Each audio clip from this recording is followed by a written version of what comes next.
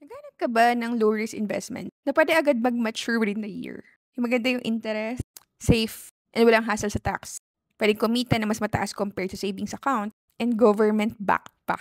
Maybe you can consider investing in Philippine Treasury bills. So normally, yung tenor nito is nasa 91 days, 6 months, or 364 days, or 1 year. So ang pricing nito is issued at a discount. So meaning, you pay less than the face value. And then you will be receiving the full face amount. So say for example, ang full face amount is 100,000. So ang settlement amount mo lang is 96,000. Pero ang marireceive mo is 100,000. So yung 4,000 pesos is your interest or yung earnings mo.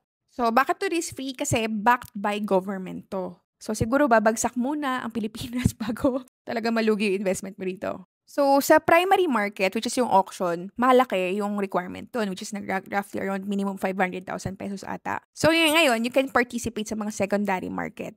Pwede kayo bumili ng T-bills or treasury bills sa mga bangko or mga brokers na trade nun. So, available to sa mga commercial banks like BPI, BDO. So, recently, kumuha lang ako sa Security Bank. So, kung gusto niyo mag-invest sa mga T-bills, inquire lang sa mga bangko nyo. Kasi good siya sa mga short-term na mga park funds. Pero at least kasi nakatenga dyan sa savings account mo, kumikita na rin siya kahit papano. So last time, binigay sa akin nito is nasa 4.4% for 5M. So depende kasi sa amount. So inquire na lang kayo sa bank.